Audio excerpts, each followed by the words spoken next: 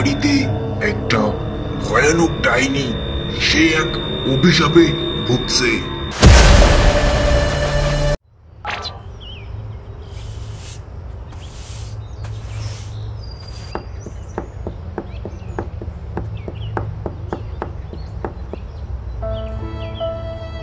বাবা, কি হয়েছে তোমার? তুমি কাঁদছো কেন? আর আজ এত দ্রুত বাসায় ফিরে আসলে যে? কি হয়েছে তোমার? সূর্য সাহেব আমাকে কাজ থেকে বাদ করে দিয়েছে। সে বলেছে আমাকে আর তাদের বাড়ি আর আমাকে পাহারা দিতে হবে না। আর আমি তাদের সামান্য একজন পাহারাদার মাত্র। তিনি আমাকে কাজ থেকে বের করে দিয়েছেন। তাহলে কি আর আমি সেখানে থাকতে পারি? এত বড় সাহস ওনার? উনি তোমাকে বের করে দেয়? তুমি তো ওনার কথায় কাজ করনি। তুমি যার কথায় কাজ করতে, সে তো তোমাকে কিছু বলেনি। তাহলে উনি তোমাকে বের করার কে? তুমি বাড়িতে থাকো, আমি দেখছি কি করা যায়। ওনারা বড় লোক, অনেক বড় বড় ব্যাপার স্যাপার আছে। যাকে ইচ্ছা রাখবে, যাকে ইচ্ছা চলে যেতে বলবে। এটাই তো ওনাদের নিয়ম। আমাদের কি বা করার আছে? আমি বুঝলাম, কিন্তু তুমি তো ওনার কথায় কাজে যাওনি।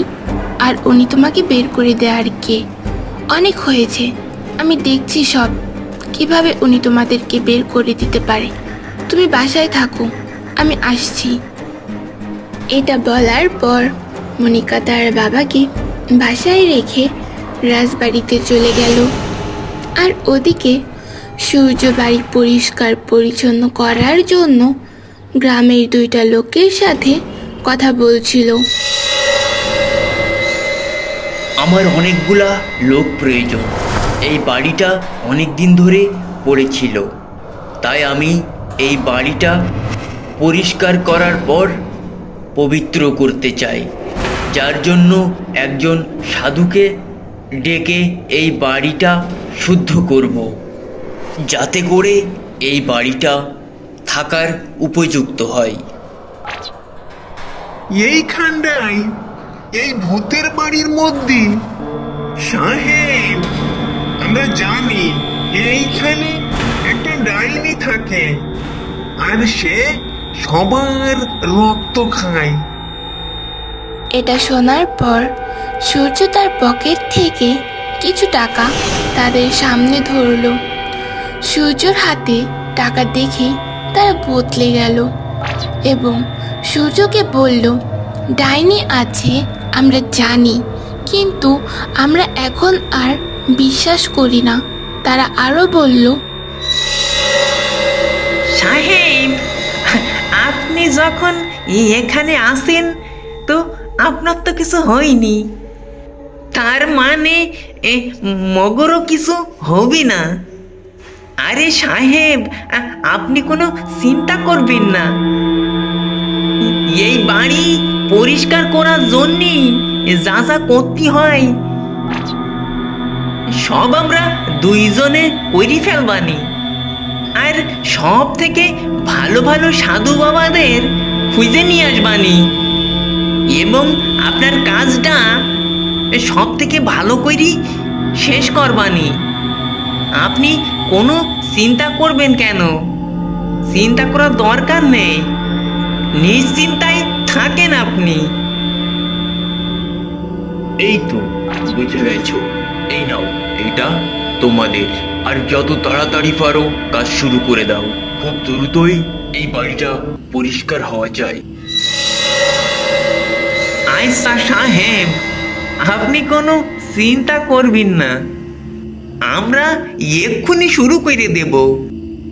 সূর্যর কথা মতো তারা বাড়ি পরিষ্কার করে ফেলে এবং একটা সাধুকে দিয়ে বাড়িটি শুদ্ধ করে নিল। তারপর সাধু বাবা চলে যাওয়ার সময় সূর্যকে বলল, তুমি সাবধানে থেকো। আমি তোমাদের কথা মতো বাড়ি শুদ্ধ করে দিলাম, কিন্তু এই বাড়িতে একটা ভয়ানক ডাইনি, সে এক অভিশাপে ভুগছে। তাই তার অভিশাপ শেষ হওয়া না পর্যন্ত আমি তাকে কিছুই করতে পারবো না।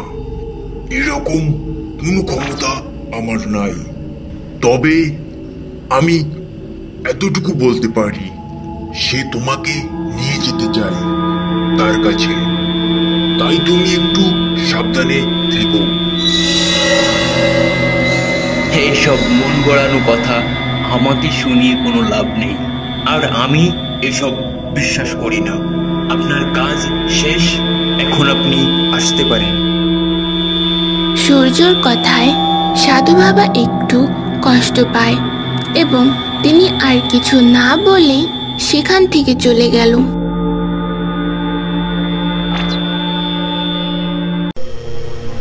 সাধু বাবার কথা না শুনে সূর্য কি ভুল করেছে?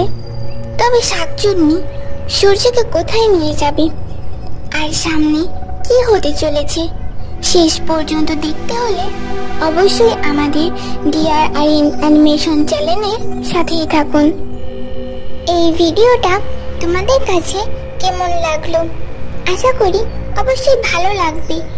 যদি ভালো লেগে থাকে তাহলে অবশ্যই বেশি বেশি লাইক করো, কমেন্ট করো আর সাবস্ক্রাইব করতে ভুলবে না, ও ভিডিওটা শেয়ার করে দাও তোমাদের বন্ধুদের কাছে।